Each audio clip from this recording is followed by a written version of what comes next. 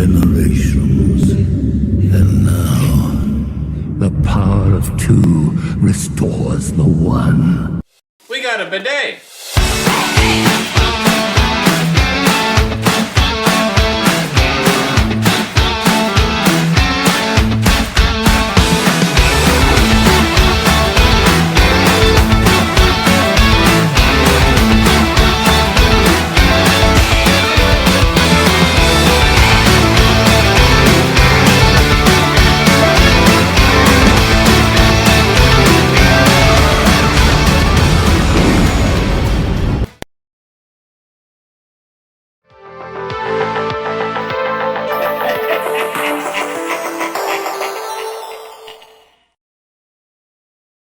Hey everybody, and welcome back to another video. In today's Shoot the Sheev, we are talking about some of our favorite behind-the-scenes facts about Empire Strikes Back. It is my favorite Star Wars film, so maybe we'll do another one in a future Shoot the Sheev episode of Sarah's favorite being Return of the Jedi at some point.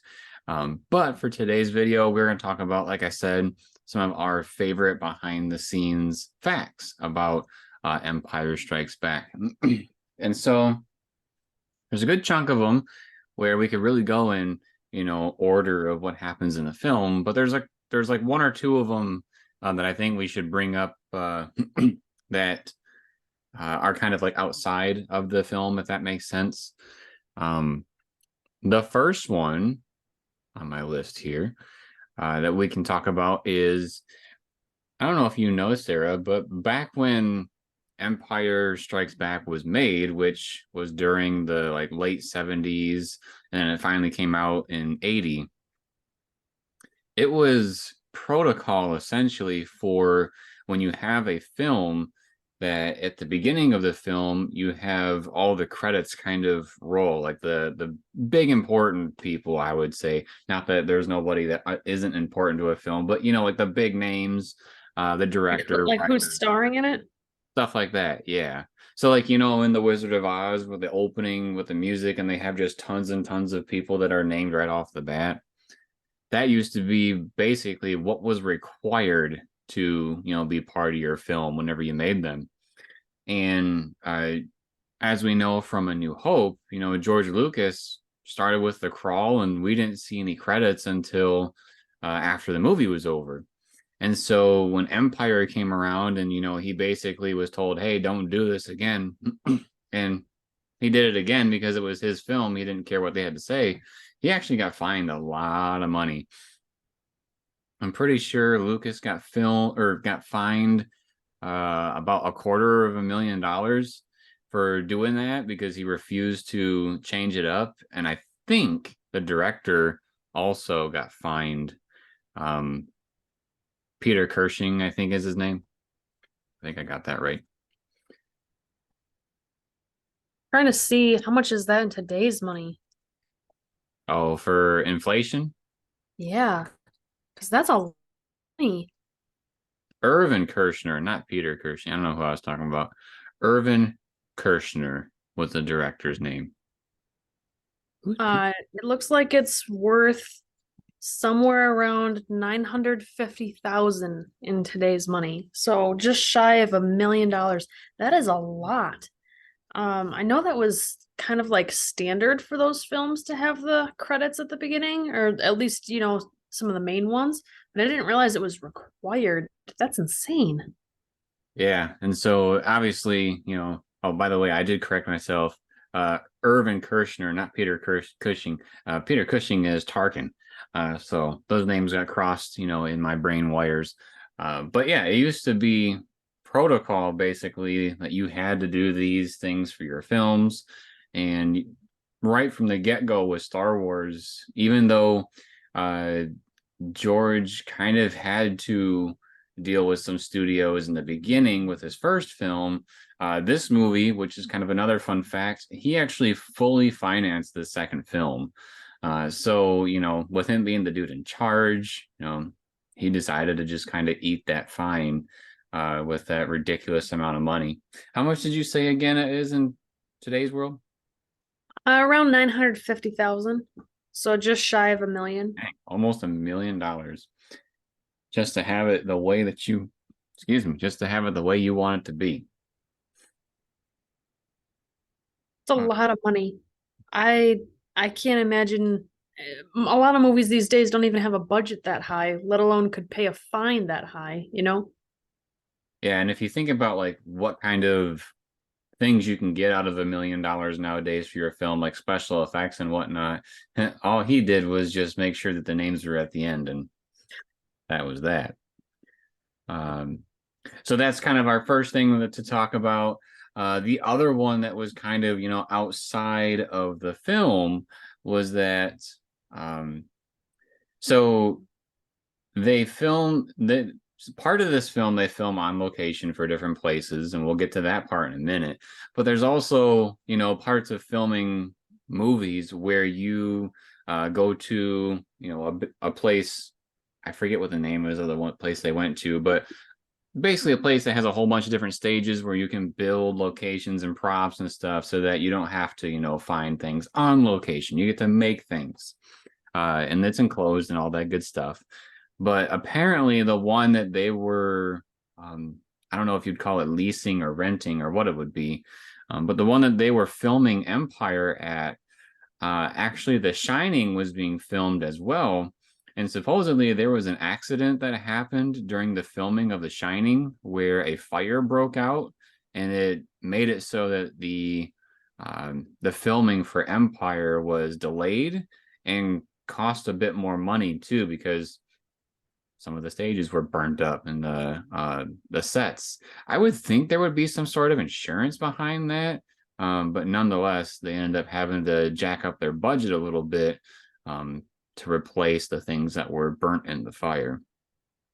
Yeah, a lot of times with insurance cases and whatnot, even if you're protected, there's some sort of a deductible or like a minimum that you have to pay up first before they'll cover anything.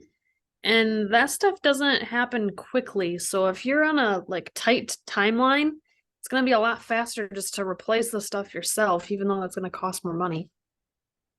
Yeah, and I'm not sure if there was any type of reimbursement later on. This was just, something I heard and thought was pretty cool. So it makes me wonder for The Shining what caused the fire, because I guess I remember them having a fireplace in some of the scenes, but other than that, there's no fire scenes per se. So I'm gonna guess it was probably just a freak accident or something, but that's nuts. could be. Yeah, because I can't really remember a fire in particular during the Shining filming. To be fair, though, I haven't seen it in a while, and I haven't seen it very many times. So if it's not the maze or him busting his face through the wall or the door or whatever it was, I don't. Here's Johnny. The Johnny stuff. So if it's outside of that, I don't remember too much. But I thought that was kind of crazy. I've never been to one of these studio places or whatever, but they must be massive, if you can have so many different sets built in one location, and have Star Wars being filmed over here and then another iconic movie like The Shining being filmed right next door. I think you need to take that back about you never having been to one, because we, in a way, kind of did when we went to Universal Horror Nights. They were not actively filming, but those were the types of warehouses, I believe, that they would film in. And you know how many different scenes we walked through that were completely separate from one another? Yeah, I guess that's true. Yeah. I mean, those were pretty big. So, yeah, I guess they could get quite a few different scenes and whatnot set up there. It'd be very cool. I think when we went, there was, I don't know, 10 or 12 different warehouses that you could walk through. So theoretically, 10 or 12 different movies being shot at one time, or maybe you rent out 2 or 3 warehouses, I guess, depending on how big your sets are. Yeah. So yeah, that was the second of the two that were kind of, outside of, what we see in the film. Have you ever wondered what it's like to grow up during the prequel era? Do you wonder what type of merchandise was around then? How different was it than it is now? check out our videos on this channel where we talk about the merchandise of the Phantom Menace and the merchandise of Attack of the Clones. They are here on this channel. The Phantom Menace is my first video ever on YouTube, so there's a special place in my heart for that one. So please, if any, check that out. Now back to our show. So I kind of want to transition here to, start talking about some of the stuff that did happen in Empire Strikes Back. That we can talk about some cool behind the scenes stuff. So the first one I want to talk about is, usually when you are, filming and whatnot, they do a lot of like stage stuff, like we were just talking about the warehouses and whatnot, that they build sets. Even with today's Star Wars TV shows, they use that huge screen to basically emulate what is happening behind them or off in the distance. Well, they didn't really have that stuff back then. And honestly, a good chunk of the stuff that they filmed for Hoth is actually real locations. I still remember watching a behind the scenes feature about Empire where the director was talking about how the entire crew is at the hotel, and basically there was a huge storm going on, which when we see Luke escape the Wampa, we see, the snow is going crazy and he's just walking and falling over because he has zero energy. All of that was real. He was actually out in a snowstorm that people really weren't supposed to be out in. And, he got his butt kicked by the snow and cold temperatures. So when you see Mark Hamill walking around on screen and it looks like he's miserable, it's because he is having to deal with all that cold. The location that they were at was Finse, Norway. And it's also kind of funny to think about, like, when we are seeing Luke, if you think about, like, if you were to turn around kind of a thing, you'd see, like, all the camera crew in this big hotel and stuff. It's kind of funny to think about all that. That snowstorm was insane. And I think pretty much every holiday or like Christmas-ish time, winter, where, because we're in Michigan, so it snows. There's always those memes that come up about like going to the store. Do you need anything? And it's Luke on the Wampa. Yep. Or the Tauntaun, excuse me. He's not riding the Wampa. That'd be silly. That would be epic. But yeah, and it's for real. Living in Michigan, sometimes we get some ridiculous snowstorms and we all gotta, get our Tauntauns out and go get our weekly stuff. So yeah, filming in Hoth. Well, now when we're talking about like the Battle of Hoth and stuff like that, most of that stuff was filmed inside because we had, the stop motion for the walkers and stuff like that. So a good chunk of that stuff was, filmed indoors, but a lot of the stuff with Luke in particular and Mark Hamill, a lot of that was, real locations and real misery, as we talked about before.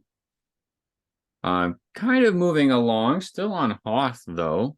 Sarah, I think you can share this one, the mystery behind Mark Hamill's messed up face. Yeah, so when they were in the midst of filming, Mark Hamill was actually involved in a car accident where I wouldn't say he was severely hurt, but he was hurt enough that he had some scrapes and bruises and whatnot. And I don't know much beyond that in terms of like, did he break any bones or anything? But I'm going to assume not because he wasn't in the cast. But he did have a pretty nasty scrape on his face. And they actually used that as part of his character. So when he's coming back from, I think it's after he's been some time in the Bacta tank, that's when we see him come out and he's talking to Han. And I think Chewie and C-3PO are there too. And you can see that he's got this big old scar on his face. And that was real. That was not makeup. And I don't think it was intended either. Like, they just used that because that was him in real life right now. Yeah, it was not intended. After watching many behind the scenes stuff and whatnot, they've talked about how they basically had to change the entire look of the character in a way, facially, or, you know, now that he was in a car accident, how did they explain what happened to him? So there may even be some things that they had to do some reshoots or rewrites to make things make more sense.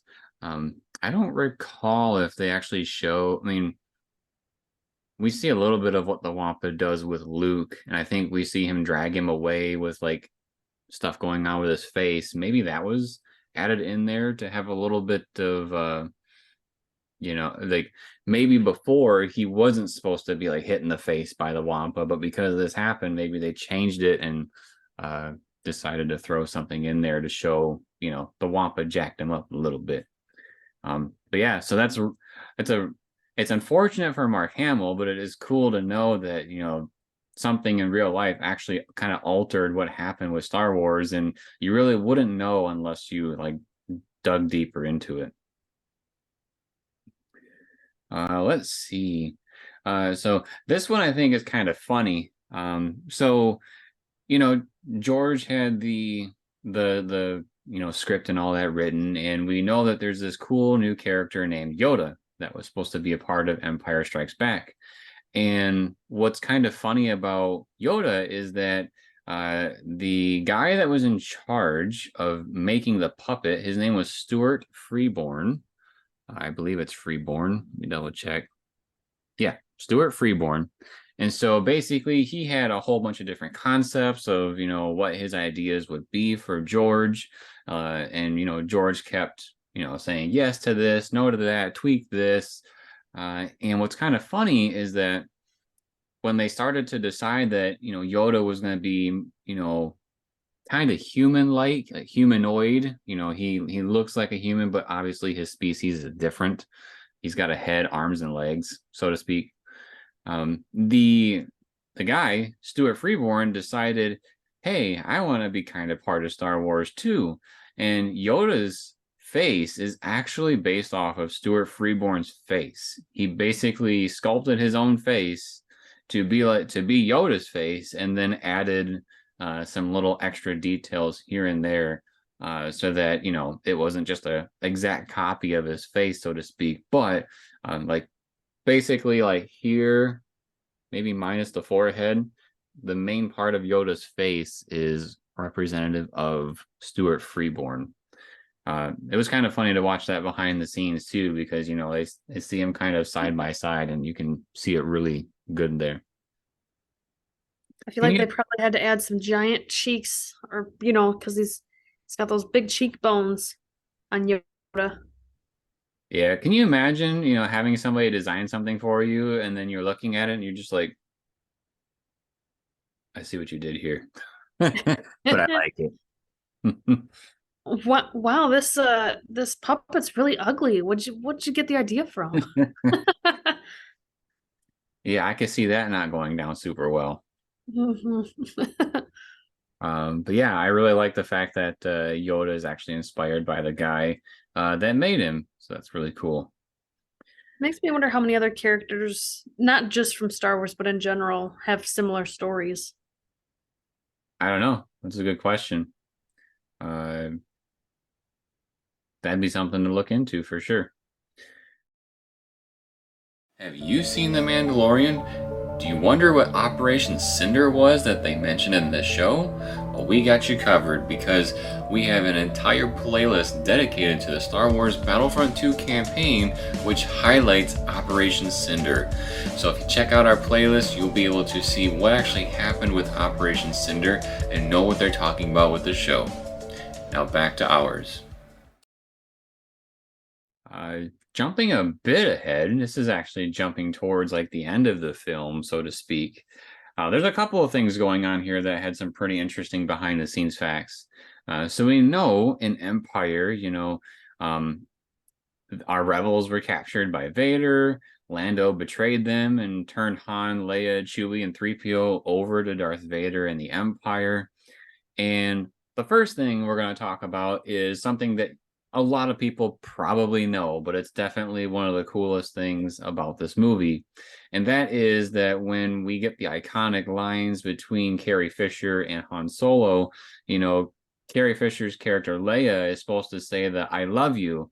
and they had a whole bunch of different things that were scripted, and apparently every time like Harrison Ford would say the lines that they wanted him to do, they just felt like what he was saying, like I love you too, or love you, or you too, all these different things that he could respond to that with just didn't seem like Han Solo.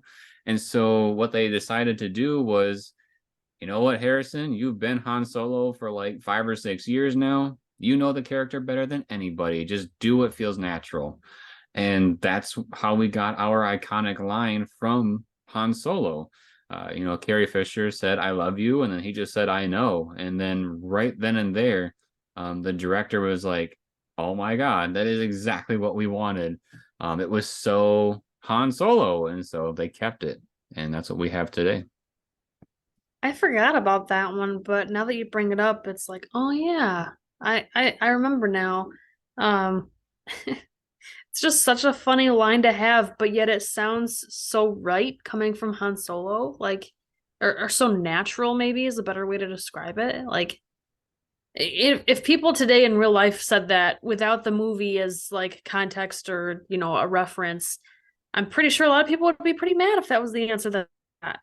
But in this movie, it just makes sense. Yeah. And like I said, it's so Han Solo. I kind of wonder, I wonder what Carrie Fisher's reaction was to it. Because, I mean, we know what the director's response to it was like, oh my God, that was great. But like you said, you don't hear that super often where someone says, I love you. And, they may not see this person ever again. And then the person says back to them, I know. And it's just like, excuse me? Like, I wish I would be able to know what her reaction was to it. Especially since I'm pretty sure Carrie Fisher and Harrison Ford had a little bit of a thing going on during all this. And that might have been kind of like a, how dare he kind of a thing. Like, if you're going to respond to me, the Leia, like that, But you know what? He's a scoundrel. What can you really expect? Nothing less. Nothing less. Nerf herder. Yeah. The same scene is where I want to go next with our behind the scenes stuff. And this is one that is probably not as well known amongst fans. But I think it's very interesting. So when Empire was being filmed, I don't know if you guys, if all of our listeners know, but Harrison Ford really didn't want to play Han Solo forever, let alone 3 films. There was a lot of uncertainty with what they want to do with his character because of the way he felt about it. And so Mark Hamill and Carrie Fisher were signed on for 3 films, whereas Harrison Ford was signed on for 2 films. So when it came to the idea of the carbon freezing for Han Solo and taking him to Jabba the Hutt, that was actually on purpose because they didn't know what was going to happen with Harrison. They thought if he comes back, well, then we'll have a rescue mission. If he doesn't come back, well, then he'll just be frozen in carbonite on Jabba's wall. And so they basically made this option, so to speak, where, if Harrison comes back, we have a plan. And if not, we can still move on and carry forward. Obviously, from, seeing Return of the Jedi, we know that he did come back for the 3rd film. But it's pretty interesting to think about that they had kind of this plot point where it was contingent on whether somebody was going to come back. Thank goodness they didn't just recast him, so to speak. It was always in their plans, whatever he says, we'll end up doing this or that. Imagine being the writers and just knowing this of like, we don't know if he's going to be in the movie or not, but he's kind of a crucial part. So like, can you just write it so that he is in there, but then also write it so he's not in there? Like, hello, that's pretty crucial information to know. Yeah, especially since he's a main character. He's not just a side character. And arguably probably some people's favorite character at this point in Star Wars, Darth Vader's from the very first Star Wars film, and he's still my favorite character out of anybody. So I'm sure Han Solo has his fair share of weight amongst fans too. So yeah, I can imagine the writers, having a very tough time with figuring out what's going to go on. But ultimately, this idea that they had really paid off because it was kind of a contingency plan. We're known for the Emperor having good contingency plans. Well, these writers had a good one too. So, yeah, that's another one of my favorites. Do you enjoy taking a look at Black Series figure collections? Well, then we have a playlist for you. We take a look at all the newest Star Wars Black Series figures that we can get our hands on and share them with you. So if you enjoy those types of videos, make sure to check out our playlist that goes over the Star Wars Black Series figures in our collection, and you will not be disappointed. So check those out. Now back to our regularly scheduled program. Sarah, would you like to cover the thing about I Am Your Father? Sure. So if you've never seen Star Wars before, which hopefully you have, but how dare you? Think back to the first time that you've seen Star Wars or that you heard about Star Wars and you found out that Darth Vader was Luke Skywalker's dad.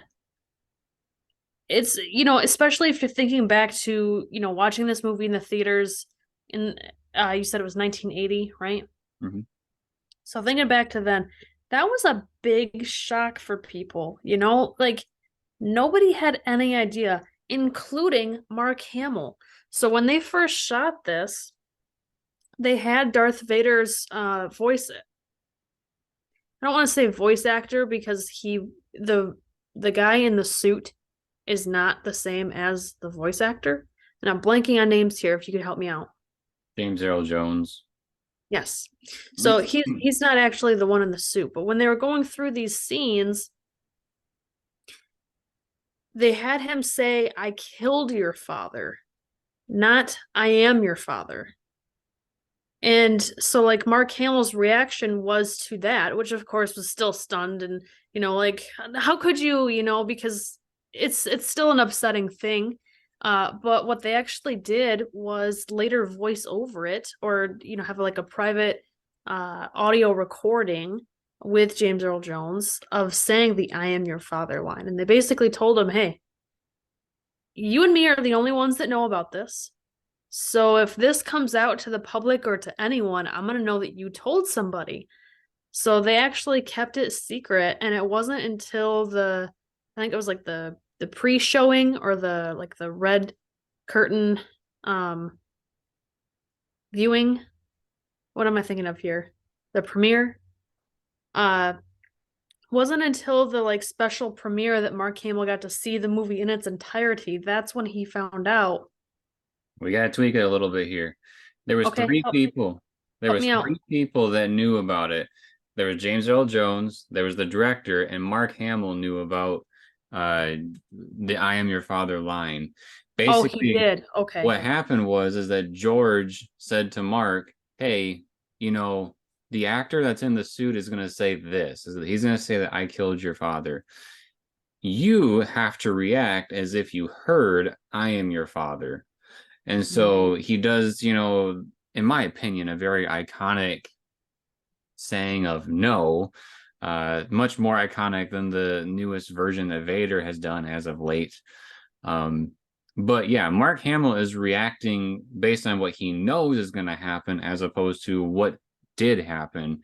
And so, like you said, George was basically going to these people of James Earl Jones, the director, and Mark Hamill, hey, if it gets it out, it's one of you three that did it, kind of a thing, like you said. But nobody else knew. And it was kind of funny because when they went to the premiere and Harrison Ford was sitting next to Mark Hamill, he was like, "Hey kid, why didn't you tell me about that?"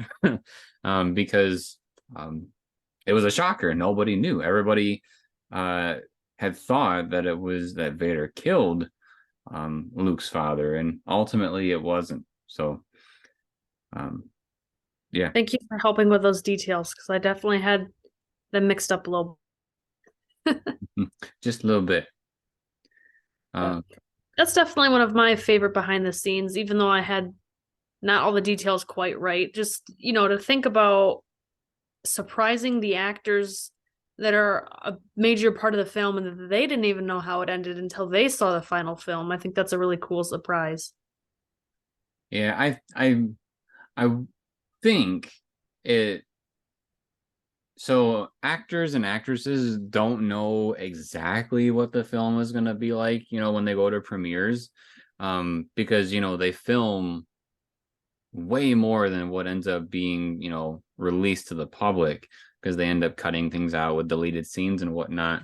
But I would say this is probably like one of those most iconic moments of everybody thought it to be one way and then it turned out to be a completely the other, because there's even certain characters that get completely cut out of films at times.